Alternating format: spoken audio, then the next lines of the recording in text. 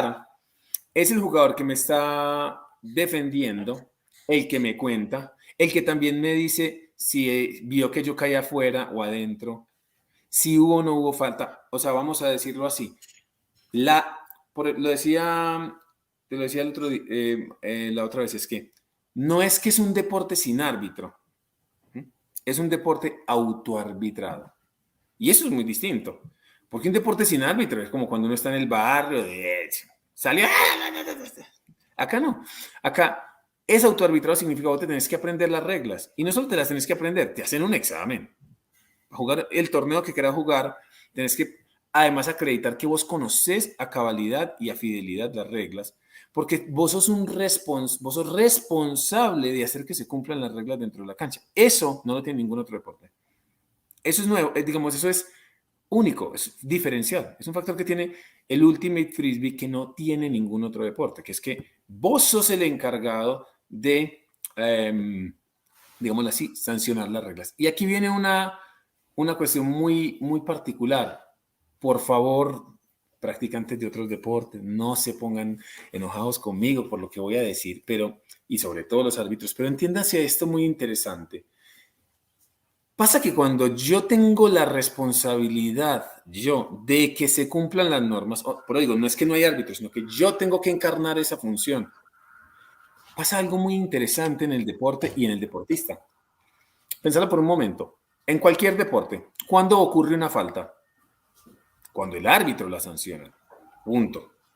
Yo estoy en las 18:50, voy saliendo con el balón, voy llegando con el balón y me da una patada y caigo ahí, ¿es penal o no hay penal? Depende. ¿De qué? De si el árbitro dice que es, bueno, el árbitro, el VAR, etcétera, deciden, eso no es. ¿Eso qué hace? Psíquicamente, me deslinda de la responsabilidad. ¿Me entendés? O sea, yo ya no soy responsable de mis actos al final de cuentas. Si el árbitro lo vio o no lo vio, o el ojo de águila, etcétera, etcétera, en el deporte que aplique. ¿Se entiende? En cambio, en el último, no, acá no, vamos a decirlo así, vos sos responsable de cada acto que haces, ¿entendés? Entonces, al mover, digamos, al quitar que la figura que sanciona es el árbitro y poner ahí, no, es el deportista el que tiene que eso arma una lógica que tiene un montón de trasfondos psicológicos y psíquicos más que psicológicos, que estaría bueno hablarlo, pero tal vez en otro contexto, porque implica que entonces, por eso vos ves que el Ultimate tiene un altísimo despliegue físico. Claro, porque es que el deportista lo que puede hacer en la cancha lo puede hacer es porque él lo puede hacer, no porque otro se lo avale o no.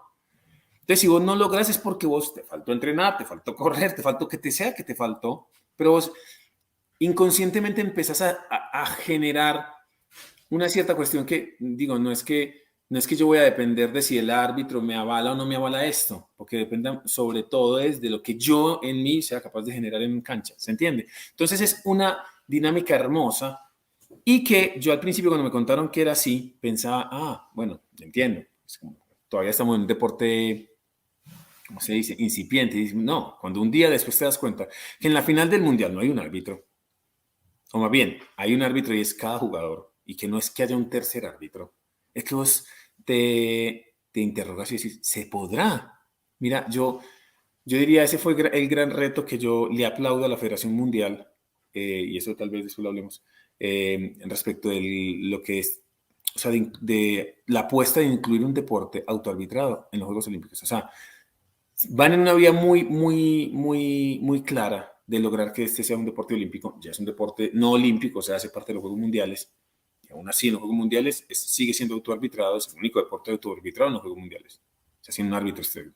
Entonces yo digo, es una gran apuesta. Entonces yo digo, ese es el gran baluarte que se apoya en una cuestión llamada espíritu de juego, obviamente. Es decir, bueno, si tenemos que hacer la cuestión así, en donde yo te digo a vos falta o me decís a mí falta, ¿entendés? Que entonces ahí implica mucho mirar hacia, bueno, entonces vos tenés que tener una muy buena comunicación con la persona en medio de todo ese, vos estás jugando un partido, sí, estás sudando, corriendo, adrenalina, y ahí tienes que calmarte, hablar, comunicarte, ¿entendés? Empieza toda una gran lógica. Entonces, esa es la dinámica. Se anotan goles, tac, tac, tac, tac, tac, tac, tac, tac, tac, y el partido dura hasta llegar a un marcador que se acuerda, que habitualmente es 10, 15, 17, según pues los eventos, el tipo de evento. o se puede reacordar si vos vas a hacer tu propio 25 a 13, lo puedes acordar, o sea, un marcador o un tiempo. Digamos, el que es por reglamento son 100 minutos. 1 hora y 40. Si pasa 1 hora y 40, ahí se dice, bueno, se acabó el partido y cómo va. O si se acaban o si se llega a los puntos, el que llegue primero al marcador que se pactó.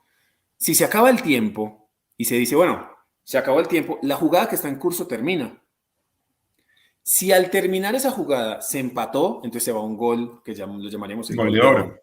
Claro, el gol de oro, que es el que haga ese gol, entonces gana. Esa es básicamente la dinámica, el funcionamiento. Es muy interesante. Obviamente, vos te pones ahí en YouTube y pones Ultimate Frisbee y encontrás un universo, ¿cierto? Y eventos de un altísimo nivel, el US Open, los mundiales, o sea, es sinceramente un placer lo que hoy se puede encontrar al respecto del deporte. Bueno, sigamos aquí.